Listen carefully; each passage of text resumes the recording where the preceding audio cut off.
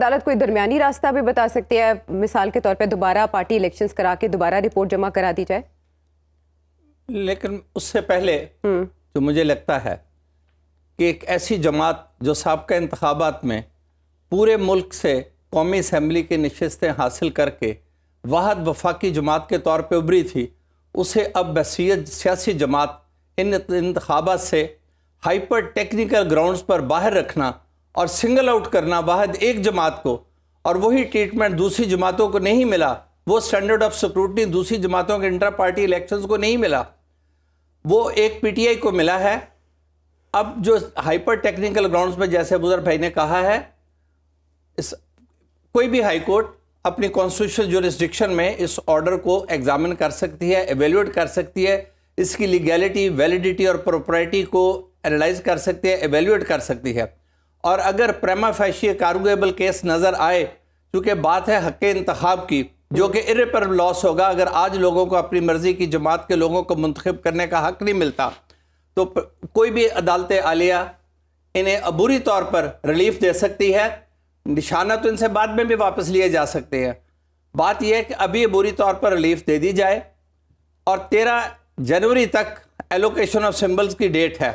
اگر petition file ہوتی ہے تو 13 جنوری سے قبل یہ میرٹس پہ فائنلی ڈسپوزا بھی ہو سکتی ہے، اور اس سے پہلے اگر پی ٹی آئی چاہے اپنے کینڈیڈیٹس اناؤنس کر دے، انہیں کوئی نہیں روک سکتا کہ اگر وہ یہ کہے اے بی سی ڈی اس مخصوص جماعت کی حمایت سے الیکشن لڑیں گے، کوئی اس میں لیگیلٹی نہیں، کوئی وہ ڈسکوالیفیکیشن نہیں ہے۔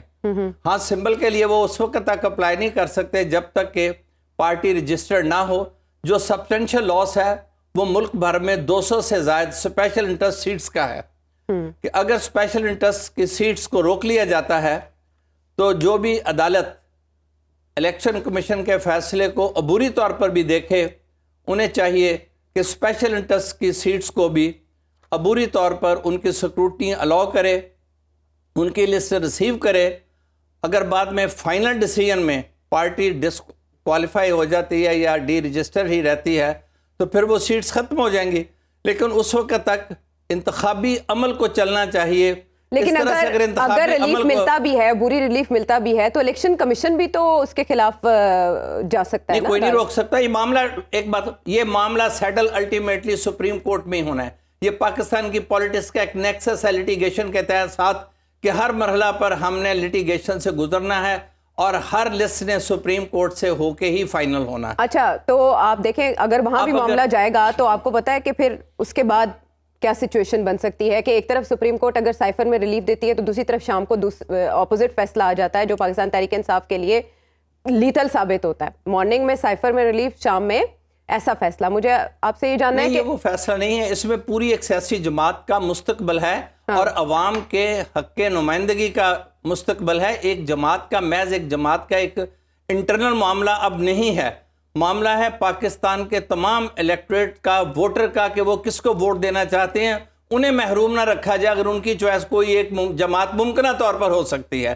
جیسے میں نے مثال دیا کہ اگر ایک جماعت سابقہ انتخابات میں ملک کی سب سے بڑی وفاقی جماعت بن کے ابھرتی ہے تو ایک ایسی فیڈریشن میں جہاں پہلے ہی مسائل ہیں، ایک ایسی وفاقی سطح کی جماعت کو انتخابی عمل سے باہر نہ رکھا جائے، لوگوں کو حق رائے دہی استعمال کرنے کا حق دیا جائے۔ 2018 میں نا یہی انتخابی نشان والا معاملہ یہ نون لیگ کے ساتھ بھی ہوا۔ سینٹ الیکشن کے معاملے پر کیا ہوا؟ تب مسلم لیگ نون بھی ایک بڑی جماعت ہی کہلاتی تھی، لیکن وہ معاملہ بھی، وہ تو سینٹ کے الیکشن کی بات کر رہی ہوں، میں نون لیگ سے سائیکل لے کر شیر دے دیا گیا۔ جی، لیکن میں یہ کہہ رہی ہوں کہ وہ مرحلہ بھی گزر گیا نا، گزار لیا گیا۔ اب جو اصل بات ہے نا، جو سبسٹینشل ایڈوانٹیج ہے وہ اسپیشل انٹرسٹ سیٹس کا ہے۔ جی، اگر وہ پی ٹی آئی پنجاب میں الیکشن لوز بھی کرتی ہے لیکن 100 سیٹس جیت جاتی ہے تو اس تناسب ان کی صوبائی اسمبلی کی نشستیں آ جائیں گی، اسی تناسب سے قومی اسمبلی کی نشستیں آ جائیں گی۔ ٹھیک ہے، ایسے تو بالکل محروم ہو کے رہ جائیں گے، اور پھر جو آزاد لوگ الیکٹ ہوں گے وہ کسی کو ڈسپلن میں رکھنا پاکستان میں بہت مشکل ہے۔ کیا پاکستان تحریک انصاف کو سپریم کورٹ کے فیصلے کا سیاسی فائدہ ہوگا اس ماحول میں؟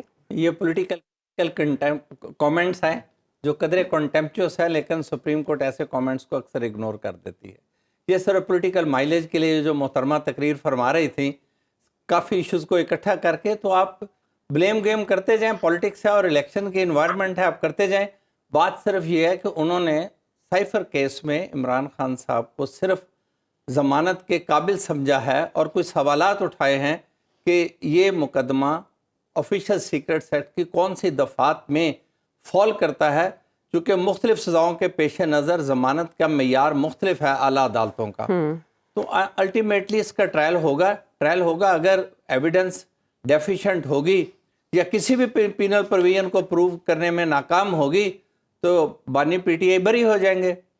پریمپٹ کرنے کی کوئی ضرورت نہیں ہے. اور بیل اور یہ جو فرما رہی تھیں چند ہفتوں کی بات ہے، اپنے لیڈر کی سزا کی معطلی اور بریت جس انداز اور صورت سے ہوئی ہے، پھر اس پہ بھی بہت ساری باتیں ہو سکتی ہیں. چھوڑیں ان باتوں کو، ان سے کچھ حاصل نہیں ہے. بات یہ ہے کہ آپ بھول جائیں کہ کون لاڈلا ہے اور کون لاڈلا نہیں ہے.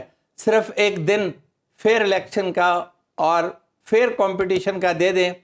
عوام کا لاڈلا کون ہے یہ دیکھ لیں. اگر وہ غیر مقبول ہیں تو ہار جائیں گے، اگر مقبول ہیں تو جیت جائیں گے. آپ کیوں پڑے ہیں 2 ججوں کے فیصلے کے پیچھے کہ 5 ججوں نے کر دیا؟ کبھی آپ کہتے تھے 5 ججوں نے 5 لوگوں بیٹھ کے نکال دیتے ہیں منتخب وزیر اعظم، کب کہتے ہیں 2 نے لاڈلا کہہ دیا، 3 نے کر دیا. ان باتوں سے سیاستدانوں کو اس بحث میں الجھنے کی بجائے، آج تک میرا ان سب سے شکوہ ہے، ابھی تک کسی نے کوئی مؤثر الیکشن مینیفیسٹو نہیں دیا جس سے عوام یہ اندازہ لگا سکے کہ اگر ہم اس جماعت کو ووٹ دیں گے تو یہ اس پروگرام کے ساتھ اقتدار سنبھال لیں گے. جو جماعتیں ابھی تک پروگرام دینے مینیفیسٹو دینے میں ناکام ہیں، یہ عوام کے مسائل کیا حل کریں گی؟ انہیں صرف اقتدار ہے کہ کسی طرح سے ایک دوسرے کو ناک آؤٹ کر کے، ایلبو آؤٹ کر کے، اگر کوئی ووٹ آؤٹ نہیں ہوتا تو اسے ایلبو آؤٹ کر دیں یا کسی ٹیکنیکل طریقے سے کھیل سے نکال دیں.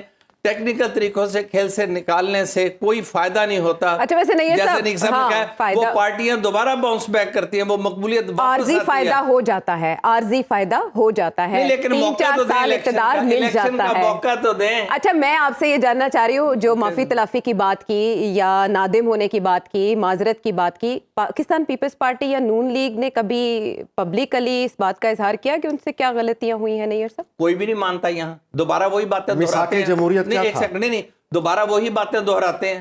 پاکستان پیپلز پارٹی میں ماضی میں انہی اداروں کے بارے میں کیا کچھ نہیں کہا. ایک میں بات بتا دوں، بے نظیر بھٹو صاحب کے نامینیشن پیپرز مسترد کرانے کے لیے عذرداری داخل ہوئی تھی. وہ معاملہ ہائی کورٹ سندھ میں گیا. وہاں ان کے بہت ہی محترم وکیل لکھو صاحب نے کہا تھا کہ بھٹو کیس کا جو چیپٹر ہے وہ کلوز ہو چکا ہے اور عدالت نے اس کو نوٹ کیا کہ ہم اسے نوٹ کرتے ہیں، لیکن اس کے بعد بھی بھٹو کیس کا ریفرنس فائل کر دیا گیا. یہ سب باتیں پولیٹیکل مائلیج کے لیے ہوتی ہیں. کوئی بھی ندامت کا اظہار نہیں کرتا، کوئی بھی یہ ماننے کو تیار نہیں ہے کہ ہم سے غلطیاں ہوئی ہیں. آج جو بلوچستان میں آگ لگی ہے اس کے سب سے بڑا ذمہ دار پاکستان پیپلز پارٹی کی 70s کی گورنمنٹ ہے. 75 کا ایکشن ہے. جو آگ آج تک نہیں بجھ رہی وہ لگانے والی پاکستان پیپلز پارٹی ہے، ورنہ وہ جماعت قومی دھارے میں آ چکی تھی. نیشنل عوامی پارٹی بلوچستان کی 4 قومی اسمبلی کی نشستیں جیت کے، صوبائی اسمبلی کی اکثریت جیت کے وہاں ایک مقبول سیاسی جمہوری حکومت بنانے میں کامیاب ہو گئی تھی. اسے پاکستان کی پیپلز پارٹی کی گورنمنٹ نے ڈسمس کیا. اس کے بعد مفتی محمود صاحب نے استعفیٰ دیا. نیشنل عوامی پارٹی کو سکرین سے ہٹایا گیا، اس ریفرنس بھیجا گیا. حیدرآباد ٹریبونل میں انتہائی سنگین الزامات کے تحت وہی شخص جو منتخب وزیر اعلیٰ تھا، جو گورنر تھے، وہ لوگ انتہائی سنگین غداری کا مقدمہ بھگت رہے تھے. منظر تبدیل ہوا. جو لوگ انہیں غدار کہتے تھے وہ مقتدر بن گئے اور سب سے پہلے حیدرآباد ٹریبونل کیس وائنڈ اپ ہوا اور ولی خان سمیت تمام نیشنل عوامی پارٹی کی قیادت ریلیز ہو گئی. کسی نے معافی نہیں مانگی.